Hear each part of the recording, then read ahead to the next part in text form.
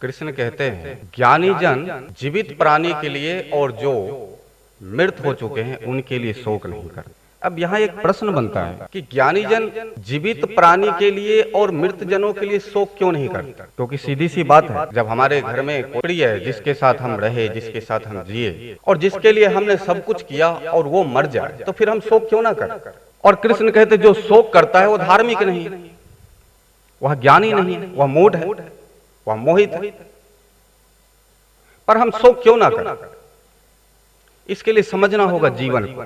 बुद्ध की जीवन की एक घटना है। बुद्ध एक गांव में भिक्षा के लिए जाते हैं और वहां एक विधवा जिसका पति मर चुका था और अभी भी उसका जवान बेटा भी मर गया, तो बुद्ध के पास दौड़ते दौड़ते वो माँ आती है और कहती है मैं आपको तब महात्मा मानूं जब आप मेरे पुत्र को जिंदा कर। तो बुद्ध कहते हैं ठीक है मैं जिंदा कर दूंगा, पर एक शर्त है। तो विधवा माँ कहती है क्या शर्त है? आप जो कहो मैं सब पूरा करने के लिए तैयार हूं, क्योंकि हमारा जवान बेटा एक लौता वारिस और इसको छोड़कर मेरे पास दूसरा कोई है भी नहीं, ये मर चुका। तो बोले जाओ तुम किसी ऐसे घर से थोड़े से सरसों का बीज लेकर आओ, सरसों का थोड़े से दाना लेकर आओ जिस घर में कोई मरा ही ना। विधवा माँ दौड़ पड़ती है और घर घर जाके मांगती है थोड़े से सरसों के दाने दे दो, थोड़े से सरसों के दाने दे दो।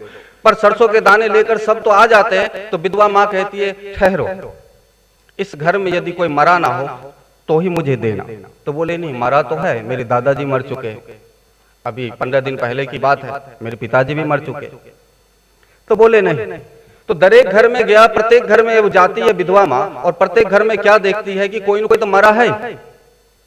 फिर समझ में आ जाता है, बुद्ध के पास आती है और हाथ जोड़ती है, बोलती है कोई ऐसा घर नहीं है जिसमें मरा ना हो। तो फिर बोलते हैं शोक फिर किस लिए? तो यहाँ एक बात निश्चित हो गया कि आदमी जीवन को सुरक्षित करना चाहता है और जीवन को सुरक्षित करना चाहता है तो फिर क्या, यानी मरना नहीं चाहता। यानी एक बात पक्का हो गया कि हम 10 साल जिए, 20 साल जिए, 50 साल जिए, ये अब मायना नहीं है। हम कितना ज्यादा से ज्यादा जी ले और हम कभी ना मरे, ऐसी व्यवस्था में लग जाता है। इसलिए जमीन खरीदने का यही प्रयोजन, मकान बनाने का यही प्रयोजन और परिवार बसाने का यही प्रयोजन कि हम मरे नहीं और हम और लंबी आयु जिए, हम और लंबी आयु जिए, हम और लंबी आयु। इसलिए कभी कभी किसी बूढ़े आदमी को देखो, आंख धंस चुका है, गाल चिपक चुका है, सांस बड़े मुश्किल से ले चुका, फिर भी जीवन की आस लगाए बैठा है कि नहीं कदाच डॉक्टर ऑपरेशन करके ही बचा।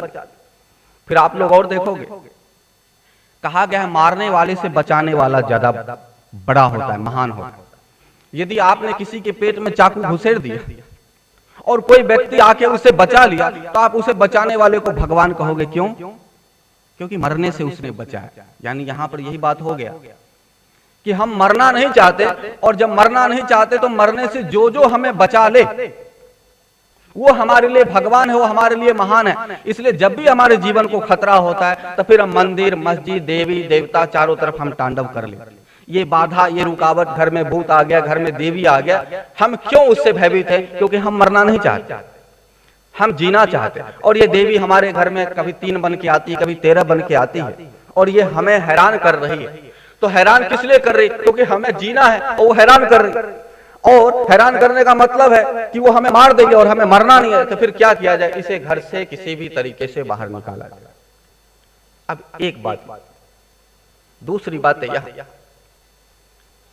कि हम जीने के लिए यत्न पर यत्न करते और हम उस दिन भगवान को मानना भी बंद कर देंगे जिस दिन पता चलेगा कि भगवान कृष्ण का सुदर्शन चक्र कंस की बजाय और आपकी तरफ घूम चुका। तो फिर आप ऐसे भगवान को नहीं मानोगे। क्यों? क्योंकि एक कहावत है ना, जाको राखे साइया मार सके ना कोई, बाल ना बाका कर सके जो जग बेरी। यानी कि जब भगवान हमारा रक्षक है तो कोई नहीं मार सकता और भगवान हमारा भक्षक हो गया तो फिर हमें भगवान को नहीं, हमें शैतान को पूजना है। इसलिए कभी कभी आदमी भय के मारे, हमें मरना नहीं, इसलिए भूत प्रेत चुड़ैल को ही पूजा चालू कर दे। हो सकता है चुड़ैल हमें मार ना ले, कि चुड़ैल हमें ना मारे, इसके लिए क्या करे? इसकी पूजा करे। तो ये चारों तरफ से देखने के बाद एक बात पक्का हो गया कि आदमी मरना नहीं चाहता, आदमी जीना चाहता है। और मृत्यु परम सत्य, और मृत्यु से इतना आदमी को भय है कि शमशान जो सबसे पवित्र जगह होता है, शमशान जहां पे सबकी शान बराबर हो जाए, कोई अहंकार नहीं है, कोई विकार नहीं है, कोई द्वेष नहीं है, कोई घृणा नहीं है, राजा रंग सब एक राख में समावेश हो गया, इसको बोलते हैं शमशान। हमारा शान खत्म हो चुका है। ये पवित्र जगह, ये इतनी पवित्र है कि इसको साधु संत पसंद करते हैं अपनी भक्ति और ध्यान के लिए। उस राख को सिर पे लगाते कि यहां मेरा ध्यान लगेगा और यहां प्रभु से मिलन होगा। और क्यों? हमें इस राख को देख देख कर बार बार हमें यह एहसास होगा कि देखो हमें भी एक दिन राख हो जाना है, तो फिर किस बात का अहंकार रखें और फिर किस बात का तांडव रखें? हम क्यों आलीशान और व्यवस्था के आजू बाजू भागते रहे? इसलिए उन्हें शमशान बड़ा ही पवित्र लगता है। और फिर त्रिदेव में महादेव शमशान में ही रहते और खोपड़ी लटका के रखते हैं ताकि हमारे अंदर कोई अहंकार विकार ना आए और संसार संदेश ले कि यह कितना पवित्र है। पर जीने वाले लोग शमशान को बहुत दूर रखते, गांव से दूर, कि कोई मरे तो वहीं मरे। फिर देखो जीवन की चाह इतनी प्रबल है कि आदमी अपने लिए शानदार मकान बनाता जिसमें रहना नहीं, जिसमें मर जाना, वहां शानदार आलीशान मकान बनाता है। एसी रख लेगा, मार्बल लगा लेगा, ग्रेनाइट लगा लेगा, भात भात की चांदी सोने आदि का डेकोरेशन कर लेगा। लेकिन जहां उसकी चिता को आग लगेगा, जो उसकी अंतिम द्वार है, जो उसका अंतिम घर है, वहां के लिए किसी का कोई तैयारी नहीं, वहां कोई मकान शानदार नहीं बनाया जा रहा, वहां वही पत्रे हवा में ऐसा उड़ता रहता है। वहां यदि बरसात भी हो तो पुराने पत्रे ऐसे डले हुए रहते हैं कि टपक रहा हो जगह जगह। वहां गंदगी फैला रहता है जहां आदमी का अंतिम द्वार है, आदमी का अंतिम मंजिल है, आदमी का अंतिम मकान है, आदमी का अंतिम रिश्तेदार है वहां पर। और उसके तमाम पहले का रिश्तेदार भी वहीं जा चुके, वहीं पहले से राख उनका मिल चुका। लेकिन वहां की कोई तैयारी नहीं। तैयारी कहां? जीवन की तैयारी कहां? नहीं, मृत्यु की। सिकंदर भारत में आया, आक्रमण किया और आक्रमण के बाद उसके सेनाएं थक चुकी थी। तो सिकंदर कहता है अब आगे बढ़ने से कोई लाभ नहीं, अब ऐसा करो यहां से वापस जाने की तैयारी की। परंतु जैसे वो वापस जाने की तैयारी कर रहा था तो अफगानिस्तान और पाकिस्तान के बॉर्डर के बीच पंजाब का क्षेत्र पड़ता है। पंजाब का क्षेत्र का मतलब है आज के जमाने में आधा भारत में है और आधा पाकिस्तान में, इसलिए पाकिस्तान में भी कहा जाता है कि पंजाब और भारत में भी कहा जाता है पंजाब। वो पंजाब के क्षेत्र में बीमार हो गए और एक योगी वहां से निकल रहे थे। सिकंदर ने यूनान के तमाम वैद्य को बुलाया कि तुम मुझे ठीक करो, और वो ठीक नहीं हो पा रहा। फिर कहा गया क्या कोई ऐसा नहीं है कि मेरी इलाज को, बीमारी को ठीक कर दे? तो सैनिक बोलता है महाराज मैं चारों तरफ बड़े से बड़े जितने वैद्य थे सबको बुला चुका हूं, पर क्या किया जाए? तो फिर सिकंदर कहता है अरे मैं कोई मामूली मानुष नहीं हूं, मैं कोई साधारण आदमी नहीं, मैं देव पुत्र सिकंदर। अब सिकंदर एक शब्द ख्याल रख, जो जीना चाहता है उसका नाम सिकंदर, जिसके अंदर तमाम प्रकार की इच्छाएं हैं उसका नाम सिकंदर, और जिसके अंदर यह इरादा हो कि मैं इस इच्छाओं को पूर्ति कर सकूं उसका नाम सिकंदर। इसलिए कहा गया सड़क का सिकंदर। यदि रोड पर भी चल रहा है और बादशाहों की तरह रह रहा है तो कहा जाता है सड़क का सिकंदर। फिर कहा जाता है जो विजयी है, जो जीता वही सिकंदर, जो जीत गया उसी का नाम सिकंदर। कहा जाता है मुकद्दर का सिकंदर, यानी भाग्य में भी जो भाग्यशाली है उसका नाम सिकंदर। सिकंदर उसे कहा जाता है जो ये अपने अंदर ये प्रतिभा रखता है कि मुझे ये करना है तो करके दिखाना, चाहे भगवान उसका रुकावट बने और चाहे शैतान उसका बाधक बने, हमें अपने मंजिल तक पहुंचना है तो पहुंचना।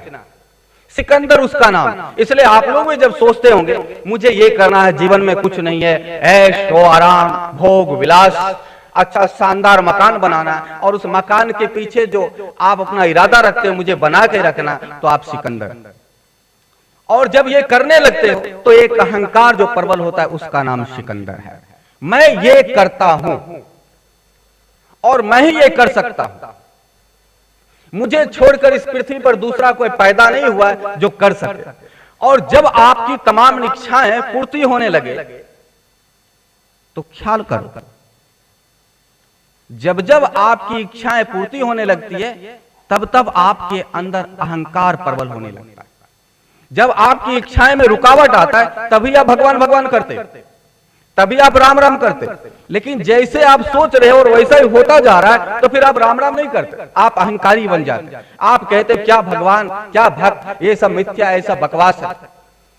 अरे कर्म करो, अपने प्रभुत्व को दिखाओ। तो जब तक आपकी गाड़ी सही चल रही है पिकअप पे, तब तक आप अहंकारी हो। और आप अहंकारी इसलिए हो क्योंकि वो सारा क्रेडिट आप अपने आप को देना चाहते हो कि नहीं मैंने ये किया है, वही सिकंदर कर रहा है, मैं विश्व विजय बना हूं, इसलिए मैं कोई साधारण आदमी तो नहीं, मैं एक महान विजेता हूं। और जब मैं महान विजेता हूं तो मेरे साधारण मनुष्यों की तरह मृत्यु तो होना ही नहीं चाहिए। और फिर ये बीमार पड़ना तो समान आदमी का काम है, मैं सिकंदर, मैं कैसे बीमार पड़ सकता। लेकिन जब आदमी बीमार पड़ता है तब उसे कहीं कहीं एहसास होता है कहीं ये तो नहीं खतरा कि मैं सिकंदर हूं भी कि नहीं। वह सिकंदर बीमार पड़ा, यूनान का टोटल डॉक्टर उसका ट्रीटमेंट करता है और वो सुरक्षित नहीं हो पाता है, ठीक नहीं हो पाता। परंतु उसी समय एक योगी वहां से निकल रहे होते और योगी सहज ही उसके पास पहुंचते, सिकंदर के पास, और सिकंदर को निर्भय करते हैं, सिकंदर तुम चिंता ना करो, मैं तुम्हें जीवन दान देने के लिए आया। इतना शब्द सुनते ही सिकंदर अपने सैनिकों को आज्ञा देता, कहे सैनिकों उठ और काट दे सिर इस योगी का।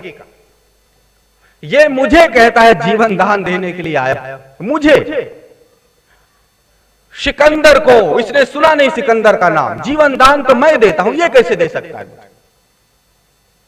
तो योगी कहता है ठहरो, तेरे सैनिकों का तलवार चलेगा, मेरा सिर कटेगा, और सिकंदर याद रखना मेरा सिर कट के जमीन पर गिरेगा और तू भी मरेगा, दुनिया की कोई ताकत तुझे रोक नहीं पाएगा, क्योंकि तेरा जीवन मेरे हाथ में, इसलिए तू हाथ जोड़, मैं तुझे जीवन का भिक्षा देना चाहता हूं।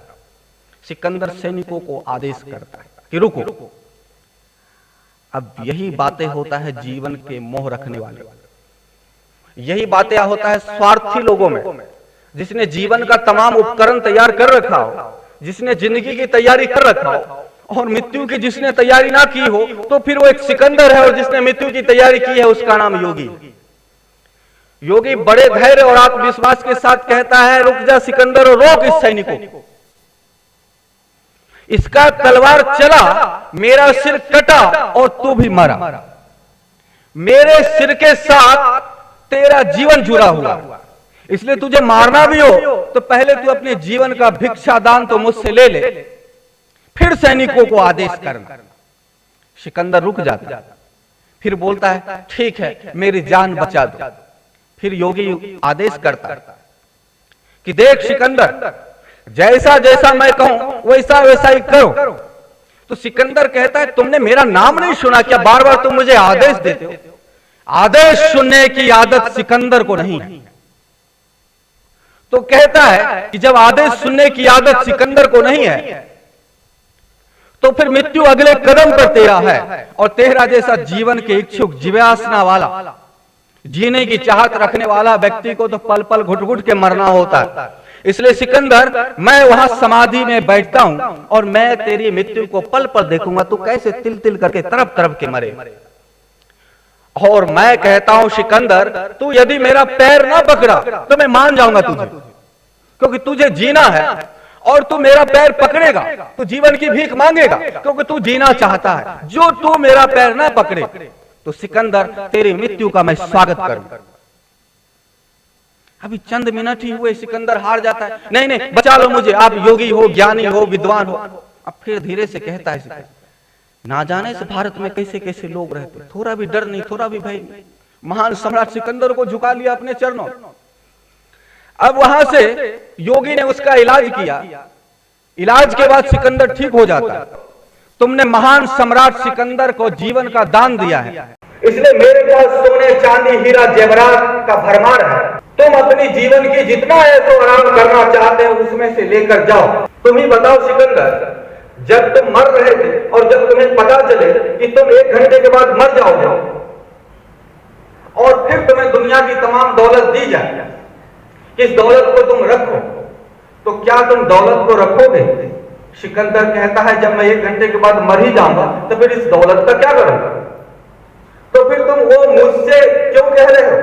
क्योंकि मेरे सामने भी वही बात, तो कहते हाँ सिकंदर, जीवन का परम सत्य यही है और मैं परम सत्य के लिए ही पूरी जीवन तैयारी की।